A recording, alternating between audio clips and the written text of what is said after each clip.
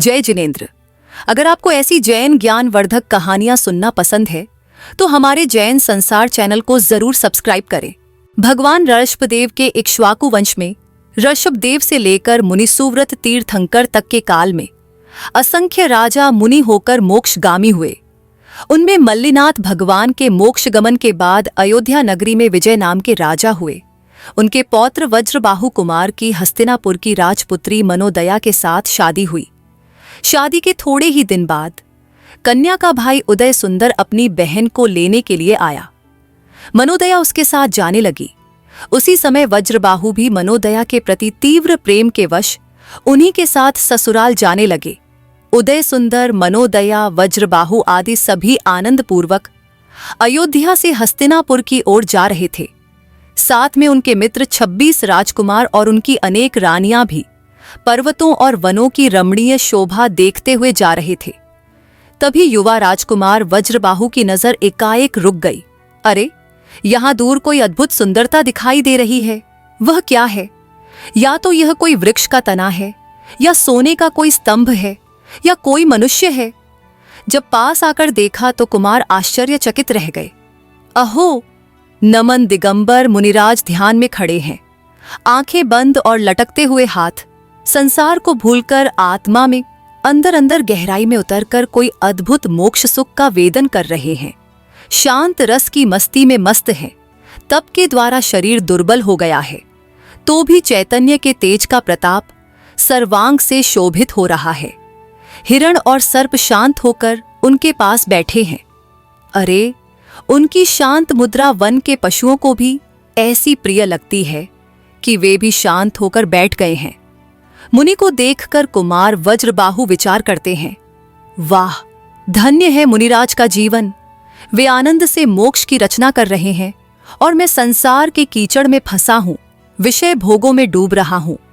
इन भोगों से हटकर मैं भी अब ऐसी योगदशा धारण करूंगा, तभी मेरा जन्म सफल होगा।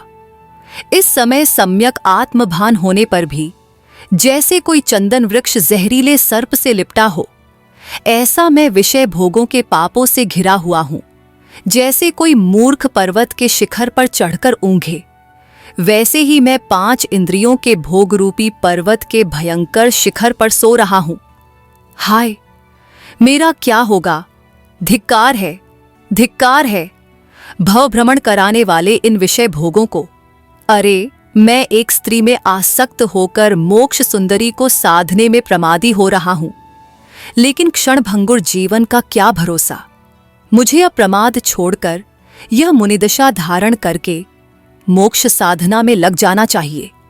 ऐसे वैराग्य का विचार करते करते वज्रबाहु की नजर मुनिराज के ऊपर स्थिर हो गई। वे मुनि भावना में ऐसे लीन हो गए कि आसपास उदय सुंदर और मनोदया खड़े हैं।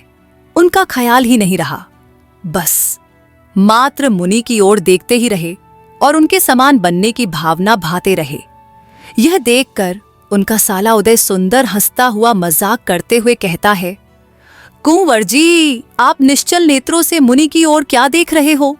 अरे, आप भी ऐसी मुनिदशा धारण क्यों नहीं कर लेते? वज्रबाहु तो मुनिदशा की भावना भा ही रहे थे। उसने तुरंत ही कहा, वाह भाई, तुमने अच्छी बात कही। मेरे मन में जो भाव था उसे ही तुमने प्रकट किया। अब तुम्हारा भाव क्या है, उसे भी कहो। उदय सुंदर ने उस बात को मजाक समझकर कहा, कुंवर जी, जैसा तुम्हारा भाव वैसा ही मेरा भाव। यदि तुम मुनि हुए तो मैं भी तुम्हारे साथ मुनि होने के लिए तैयार हूं, परंतु देखो, तुम मुकर न जाना। उदय सुंदर तो मन में अभी ऐसा ही समझ रहे थे कि वज्रबाहु को तो मनोदया के प्रति तीव्र राग है। ये क्या दीक्षा लेंगे? अथवा उसने तो हंसी हंसी में यह बात कही थी। शगुन के शब्द पहले इस उक्ति के अनुसार वज्रबाहु के उत्तम भवितव्य से प्रेरित होकर वैराग्य जागृत करने वाले यह शब्द भी निमित्त हो गए। उदय सुंदर की बात सुनते ही निकट भव्य मुमुक्षु वीर वज्रबाहु के मुख से वज्रवाणी निकली, बस अब मैं तैयार हूं। इसी समय मैं इन मुनिराज के पास जाकर मुनि दीक्षा अंगीकार करूंगा। वज्रबाहु आगे कहते हैं, इस संसार और भोगों से उदास होकर मेरा मन अब मोक्ष में उद्यत हुआ है। संसार या सांसारिक भाव अब स्वप्न में भी नहीं दिखते। मैं तो अब मुनि होकर यहीं वन में रहकर मोक्षपथ की साधना करूंगा। पर्वत के ऊपर जैसे वज्र गिरता है, वैसे ही वज्रबाहु के शब्दों को सुनते ही उदय सुंदर के ऊपर मानो वज्र गिर गया। वह तो डर ही गया। अरे, यह क्या हो गया? वज्रबाहु तो प्रसन्न चित्त होकर विवाह के वस्त्राभूषण उतारकर वैराग्य पूर्वक मुनिराज की ओर जाने लगे। मनोदया ने कहा, अरे स्वामी, ये आप क्या कर रहे हो?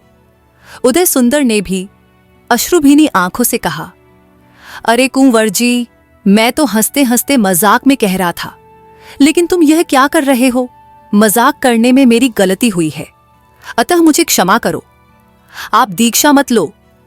उसी समय वैरागी वज्रबाहु मधुर शब्दों में कहने लगे, हे उदय सुंदर, तुम तो मेरे कल्याण के कारण बने हो।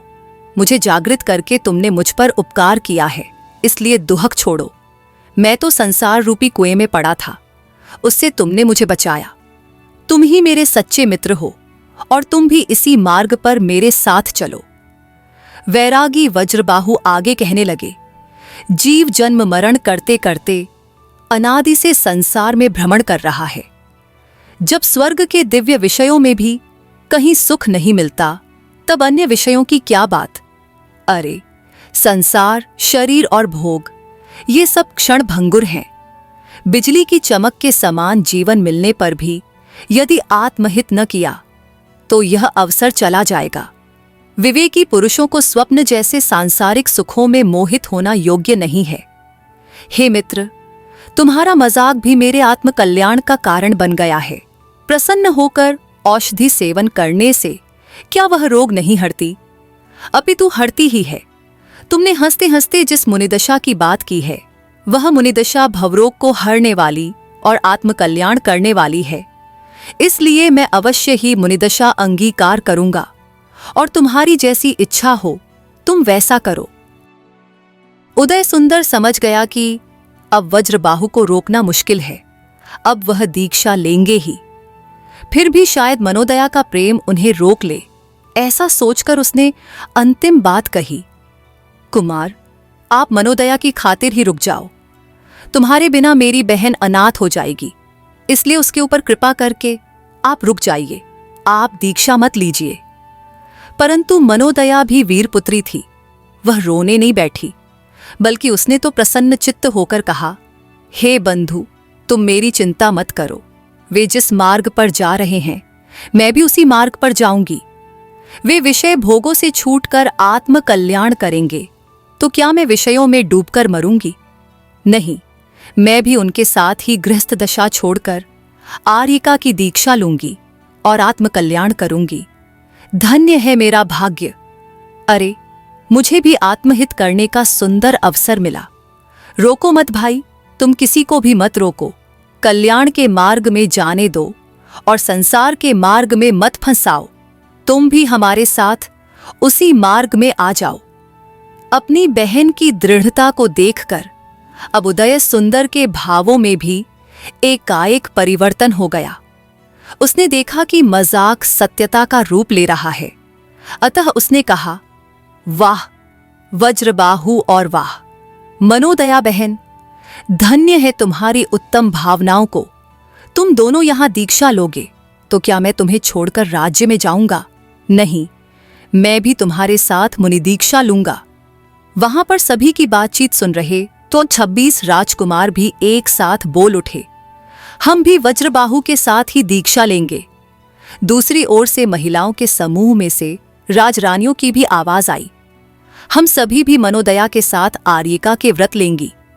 बस चारों ओर गंभीर वैराग्य का वातावरण फैल गया। राजसेवक तो घबराहट से देख रहे हैं कि इन सब को क्या हो गया है। इन सब राजकुमारों और राजरानियों को यहां छोड़कर हम राज्य में किस प्रकार जाएंगे? वहां जाकर इन राजकुमारों के माता पिताओं को क्या जवाब देंगे? बहुत सोच विचार करने के बाद एक मंत्री ने राजपुत्रों से कहा, हे कुमारों, तुम्हारी वैराग्य भावना धन्य है, लेकिन हमें मुश्किल में मत डालो। तुम हमारे साथ घर चलो और माता पिता की आज्ञा लेकर फिर दीक्षा ले लेना। तब वज्रबाहु बोले, अरे, संसार बंधन से छूटने का अवसर आया। यहां माता पिता की आज्ञा पूछने के लिए कौन रुकेगा? हमें यहां आने के लिए माता पिता मोह के वश होकर रोकेंगे। इसलिए तुम सब जाओ और माता पिता को यह समाचार सुना देना कि आपके पुत्र मोक्ष को साधने के लिए गए हैं, इसलिए आप दुखी मत होइए। तब मंत्री ने कहा, कुमारों, तुम हमारे साथ भले ही न चलो, परंतु जब तक हम माता पिता को खबर दें तब तक यहीं रुक जाओ। अरे, हमें एक क्षण के लिए भी यह संसार नहीं चाहिए। जैसे प्राण निकलने के बाद फिर शरीर शोभा नहीं देता, उसी प्रकार जिससे हमारा मोह छूट गया, ऐसे इस संसार में अब क्षण मात्र के लिए भी हमें अच्छा नहीं लगता। ऐसा कहकर वज्रबाहु एवं उदय सुंदर के साथ सब कुमार चलने लगे और मुनिराज के पास आए। गुणसागर महाराज के सामने सभी ने हाथ जोड़कर विनय पूर्वक नमस्कार किया। फिर वज्रबाहु ने कहा, हे स्वामी, हमारा मन संसार से बहुत भयभीत है। आपके दर्शन से हमारा मन पवित्र हुआ है। अब हमें भवसागर को पार करने वाली ऐसी भगवती दीक्षा अंगीकार कर संसार कीचड़ में से बाहर निकलने की इच्छा है। इसलिए हे प्रभु, हमें दीक्षा दीजिए। जो चैतन्य साधना में मग्न हैं और अभी अभी 7वें से 6वें गुणस्थान में आए हैं, ऐसे उन मुनिराज ने राजकुमारों की उत्तम भावना को जानकर कहा, हे भव्यो, अवश्य धारण करो यह मोक्ष के कारण रूप भगवती जिन्दीक्षा। तुम सभी अत्यंत निकट भव्य हो, जो तुम्हें मुनिव्रत की भावना जागृत हुई। ऐसा कहकर आचार्य देव ने वज्रबाहु सहित 26 राजकुमारों को मुनि दीक्षा दी। राजकुमारों ने मस्तक के कोमल केशों को अपने हाथों से लौच करके 5 महाव्रत धारण किए। राजपुत्री और राग परिणति दोनों को त्याग दिया। देह का मोह छोड़कर चैतन्य धाम में स्थिर हुए और शुद्धोपयोगी होकर आत्मचिंतन में एकाग्र हुए। धन्य है उन मुनिवरों को। दूसरी ओर मनोदया ने भी पति और भाई के समान सांसारिक मोह छोड़कर आभूषण त्याग कर वैराग्य पूर्वक आर्यिका के व्रत धारण किए। साथ ही अनेक अन्य रानियां भी आर्यिका हुईं और एकमात्र सफेद वस्त्र को धारण करके देह में चैतन्य की साधना के द्वारा सुशोभित होने लगी। स्फटिक मणि समान शुद्धोपयोग के आभूषण से सभी आत्माएं सुशोभित हो उठीं। उसी प्रकार वज्रबाहु आदि सब मुनिराज भी शुद्धोपयोग के द्वारा सुशोभित होने लगे। धन्य है उन राजपुत्रों को और धन्य है उन राजरानियों को। जिस समय वज्रबाहु आदि की दीक्षा का समाचार अयोध्या में पहुंचा, उसी समय उनके पिता सुरेंद्र मण्यु तथा दादा विजय महाराज भी संसार से विरक्त हुए। अरे, अभी नवपरिणत युवा पौत्र संसार छोड़कर मुनि हुए और मैं वृद्ध होते हुए भी अभी तक संसार के विषयों को नहीं छोड़ पाया, जबकि इन राजकुमारों ने संसार भोगों को तृणवत समझकर छोड़ दिया और मोक्ष के अर्थ शांत भाव में चित्त को स्थिर किया। ऊपर से सुंदर लगने वाले विषयों का फल बहुत कटु होता है। यौवन दशा में शरीर का जो सुंदर रूप था, वह भी वृद्धावस्था में कुरूप हो जाता है। शरीर और विषय क्षण भंगुर हैं, ऐसा जानते हुए भी हम विषय भोग रूपी कुएं में डूबे रहे, तब हम जैसा मूर्ख कौन होगा। ऐसा विचार करके वैराग्य भावना भाई सब जीवों के प्रति क्षमा भाव पूर्वक विजय महाराज तथा उनके अन्य पुत्र भी जिन्दीक्षा लेकर मुनि हुए। अरे, पौत्र के मार्ग पर दादा ने गमन किया। धन्य जैन मार्ग, धन्य मुनि मार्ग, धन्य है उस मार्ग पर चलने वाले जीव। विजय महाराज ने दीक्षा लेने के पूर्व वज्रबाहु के भाई पुरंदर को राज्य सौंपा। पुरंदर राजा ने अपने पुत्र कीर्तिधर को राज्य सौंपकर दीक्षा ली। बाद में कीर्तिधर ने भी 15 दिन के पुत्र सुकौशल का राजतिलक करके जिन्दीक्षा ले ली और बाद में सुकौशल कुमार ने भी गर्भस्थ बालक का राजतिलक करके अपने पिता के पास जिन्दीक्षा अंगीकार की। इतना ही नहीं, उनकी मां ने बाघिन होकर उन्हें खाया, फिर भी वे आत्मध्यान से नहीं डिगे और केवल ज्ञान प्रकट करके मोक्ष प्राप्त किया। उसके बाद राजा दशरथ रामचंद्र भी उसी वंश में हुए। जम्बू द्वीप के पूर्व विदेह क्षेत्र के पुष्कलावती देश की उत्पलखेटक नगरी के राजा वज्रबाहु के यहाँ भावी तीर्थंकर श्री ऋषभदेव के जीव ने वज्रजंघ के रूप में जन्म लिया। जब पिता महाराज वज्रबाहु को वैराग्य हुआ तब उन्होंने वज्रजंघ का राज्याभिषेक कर उन्हें राज्य सौंपकर जिंदीक्षा ले ली। अब उत्पलखेटक नगर का न्याय नीति से राज्य करते हुए राजा वज्रजंघ सुखपूर्वक रह रहे थे। एक दिन उन्हें समाचार मिला कि उनके ससुर वज्रदंत चक्रवर्ती की कमल पुष्प में आसक्त भंवरे की मृत्यु देखकर वैराग्य परिणति उग्र हुई और वे जिंदीक्षा लेकर वन को चले गए हैं। दीक्षा लेने से पूर्व उन्होंने अपने 1000 पुत्रों को बुलाकर उन्हें राज्य देने की भावना व्यक्त की, परंतु एक एक करके सभी पुत्रों ने राज्य लेने से इनकार कर दिया और सभी ने उनके ही साथ दीक्षा लेने की भावना व्यक्त की। इसलिए अंत में पुंडरीक नामक छोटी उम्र के पौत्र को राज्यभार सौंपकर वज्रदंत चक्रवर्ती ने 60,000 रानी, 20,000 राजा तथा 1,000 पुत्रों सहित जिंदीक्षा धारण कर ली। यहाँ राजमाता लक्ष्मीमती को चिंता हुई कि पुंडरीक तो अब भी छोटा बालक है, वह इतने बड़े राज्य का भार कैसे संभाल सकेगा। इसलिए उन्होंने उत्पलखेटक नगर संदेश भेजकर राजा वज्रजंघ को सहायतार्थ बुलवाया। संदेश मिलते ही राजा वज्रजंघ पुंडरीकिणी नगरी जाने के लिए तैयार हुए। मतिवर मंत्री आनंदन पुरोहित, धनमित्र सेठ और अकम्पन सेनापति इन चारों ने भी वज्रजंघ राजा के साथ प्रस्थान किया। रानी श्रीमती भी साथ थीं।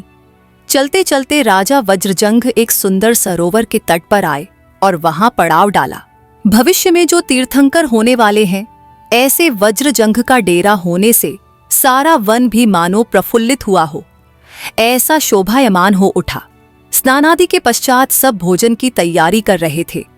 राजा वज्रजंघ और रानी श्रीमती ने भोजन करने से पूर्व यह भावना भाई कि इस अवसर में यदि कोई मुनिराज पधारते तो हम प्रथम उनका पड़गाहन करके उन्हें निरंतराय आहार करा के ही भोजन करते। महापुरुषों की पवित्र भावनाएं कभी निष्फल नहीं होती। वे यहाँ ऐसी भावना भा ही रहे थे कि इतने में अचानक 2 गगन विहारी मुनिवर दमधर और सागरसेन वहां पधारे। आहा, मुनिवर पधारे मानो साक्षात मोक्ष मार्ग ही आ गया। आकाश से उतरते हुए मुनिवरों को देखकर ही राजा और मंत्री आदि सबको हर्ष एवं महान आनंदाश्चर्य हुआ। अरे, वन के सिंह, बंदर, शूकर और नेवला जैसे पशु भी मुनिराज को देखकर हर्षित हो उठे। उन मुनिवरों की वन में ही आहार लेने की प्रतिज्ञा थी। वे अत्यंत तेजस्वी थे और पवित्रता से शोभायमान थे, मानो स्वर्ग और मोक्ष यहीं पृथ्वी पर उतर आए हों। दोनों मुनिवरों को अपने डेरे के निकट आते ही राजा रानी ने अति आनंद एवं भक्ति सहित उनका पड़गाहन किया कि हे स्वामी, पधारो पधारो पधारो। श्री मुनिराज के रुकते ही वज्रजंघ और श्रीमती ने भक्ति पूर्वक उनकी प्रदक्षिणा की, नमस्कार करके सम्मान किया और योग्य विधि पूर्वक भोजनशाला में प्रवेश करा के उच्चासन दिया। उनके चरणों का प्रक्षालन, पूजन एवं नमन किया और पश्चात मन वचन काया की शुद्धि पूर्वक दाता के 7 गुण श्रद्धा, संतोष, विवेक, अलुब्धता, अलोलुपता, क्षमा, शक्ति अनुसार दान, भक्ति सहित विशुद्ध परिणामों से उन उत्तम मुनिवरों को विधि पूर्वक आहार दान दिया। अभी उन्हें खबर नहीं थी कि जिन्हें आहार दान दिया वे उनके अपने पुत्र ही थे। मुनिराज के आहार दान का वह भव्य आनंदकारी प्रसंग था। उस उत्तम आहार दान के प्रभाव से तुरंत ही वहां 5 आश्चर्यजनक वस्तुएं प्रकट हुईं। 1. आकाश से रत्नवृष्टि होने लगी। 2. पुष्प वर्षा होने लगी। 3. सुगंध बरसने लगी। 4. दुंदुभी आदि बाजे बजने लगे और 5. आकाश में देवगण अहोदानम, महादानम ऐसे शब्द पूर्वक जय जयकार करने लगे। आहार के पश्चात वे मुनियुगल को विदा करके वापस आ रहे थे। तब उन्हें अपनी एक वृद्ध दासी से झ्यात हुआ कि यह तो हमारे ही सबसे छोटे युगल पुत्र हैं। भले ही यह रिश्ता गृहस्थ अवस्था का था, पर साक्षात मोक्ष मार्ग के रूप में उनको देखकर राजा रानी का हृदय अत्यंत प्रमुदित हो उठा। धर्मोपदेश सुनने की भावना से वे सभी पुनः वहीं मुनिराज के समक्ष बैठ गए। पश्चात राजा वज्रजंघ ने पूछा, प्रभो, ये मतिव्र मंत्री, आनंद पुरोहित, धनमित्र सेठ और सेनापति अकंपन, ये चारों मुझे अति प्रिय हैं। इसका क्या कारण है? तब दमधर मुनिराज ने कहा, पूर्व भवों में जब तुम प्रीतिवर्धन राजा थे और तुमने आज ही की तरह वन में मुनिराज को आहार दान दिया था, तब मतिवर मंत्री का जीव सिंह था। आहारचर्या देखकर सिंह को जाति स्मरण हो गया, जिससे वह बिल्कुल शांत हो गया और आहार आदि का त्याग करके एक शिला पर जा बैठा। मुनिराज ने अवधि ज्ञान द्वारा यह जानकर प्रीतिवर्धन राजा से कहा, हे राजन, यह सिंह श्रावक के व्रत धारण करके संन्यास ले रहा है। तुम्हें इसकी सेवा करना योग्य है। भविष्य में यह भरतक्षेत्र के प्रथम तीर्थंकर ऋषभदेव का पुत्र होगा और चक्रवर्ती होकर उसी भव में मोक्ष प्राप्त करेगा। मुनिराज की बात सुनकर राजा ने सिंह को प्रेम से देखा और उसके कान में नमस्कार मंत्र सुनाया। 18 दिन की सल्लेखना के पश्चात शरीर का त्याग करके वह सिंह दूसरे स्वर्ग का देव हुआ और वहां से चलकर यह मतिवर मंत्री हुआ है। उस सिंह के अतिरिक्त प्रीतिवर्धन राजा के सेनापति, मंत्री और पुरोहित, इन तीनों ने भी आहार दान का अनुमोदन किया था। इसलिए ये भोग भूमि में जन्म लेने के बाद दूसरे स्वर्ग के देव हुए। तुम्हारी वज्रजंघ की, ललितांग देव की पर्याय में वे तीनों तुम्हारे ही परिवार के देव थे और वे ही यहां तुम्हारे पुरोहित, सेठ और सेनापति हुए हैं। भविष्य में तुम तीर्थंकर होोगे, तब वे भी तुम्हारे पुत्र होकर मोक्ष प्राप्त करेंगे। उनमें से अकंपन सेनापति तो बाहुबली होंगे। आनंद पुरोहित तथा धनमित्र सेठ दोनों क्रमशः वृषभसेन तथा अनंत विजय नामक तुम्हारे पुत्र होकर फिर तुम्हारे ही गणधर होंगे।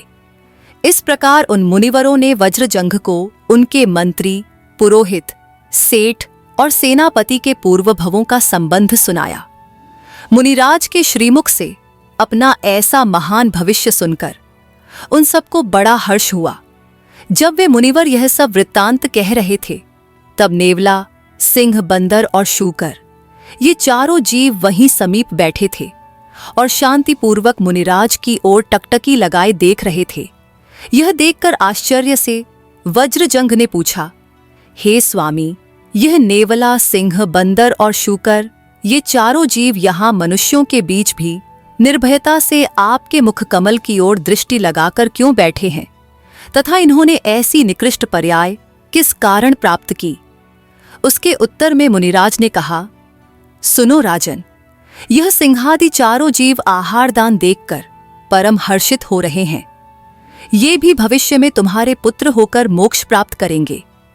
यह सिंह पूर्व भव में हस्तिनापुर में एक व्यापारी का पुत्र था, परंतु तीव्र क्रोध के कारण मरकर सिंह हुआ है। यह शूकर पूर्व भव में एक राजपुत्र था, परंतु तीव्र मान के कारण वह मरकर शूकर हुआ है।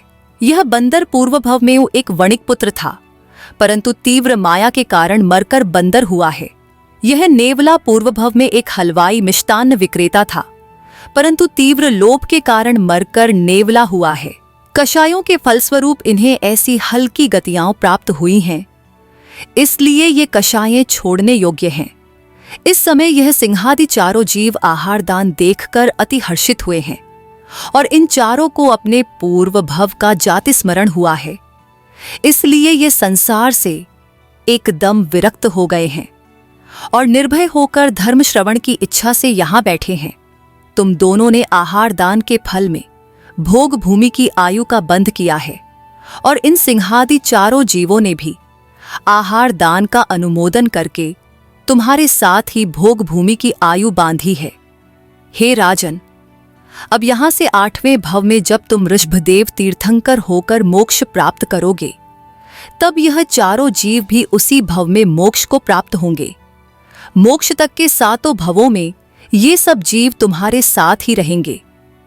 यह श्रीमती का जीव भी तुम्हारे तीर्थ में दान तीर्थ की प्रवृत्ति चलाने वाले श्रेयांस राजा होंगे और उसी भव में मोक्ष प्राप्त करेंगे।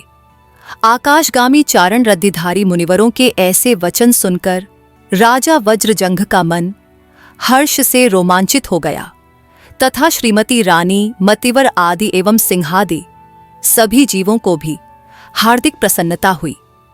उन सब ने मुनिवरों के चरणों में बारंबार नमन किया।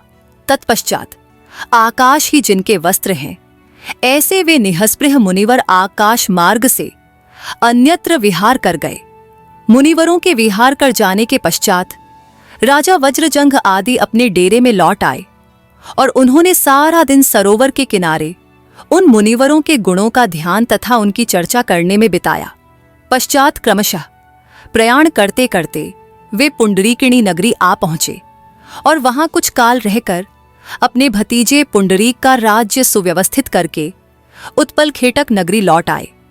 वज्रजंघ राजा का जीव क्रमशः भोग भूमि आर्य, श्रीधर देव, सुविधि राजा, अच्युतेंद्र, वज्रनाभि चक्रवर्ती के भव पूर्ण कर श्री ऋषभदेव तीर्थंकर हुआ और श्रीमती रानी का जीव क्रमशः भोग भूमि आर्या, स्वयं प्रभदेव, केशव पुत्र, अच्युतेंद्र, धनदत्त सेठ के भव पूर्ण कर राजा श्रेयांस हुए। इस बीच और भी 6 भवों तक ये सभी जीव साथ साथ विविध पर्यायें धारण करते हुए अंतिम भव में जा पहुंचे, जहां सबने जैनेश्वरी दीक्षा अंगीकार की और मोक्ष पधारे। भगवान आदिनाथ प्रभु के जीवन के और भी अनेक प्रसंग प्रेरणादायक हैं। जिन्हें विशेष जानने की जिज्ञासा हो वे 24 तीर्थंकर महापुराण अवश्य पढ़ें। यहाँ उनके आहार प्रथम पारणा संबंधी प्रसंग को आहार दान के संस्कार, चमत्कार, प्रक्रिया, सौविधि और फल को बताने के लक्ष्य से विशेष रूप से दिया जा रहा है, जिसे आप आगामी कथा में अवश्य पढ़ें।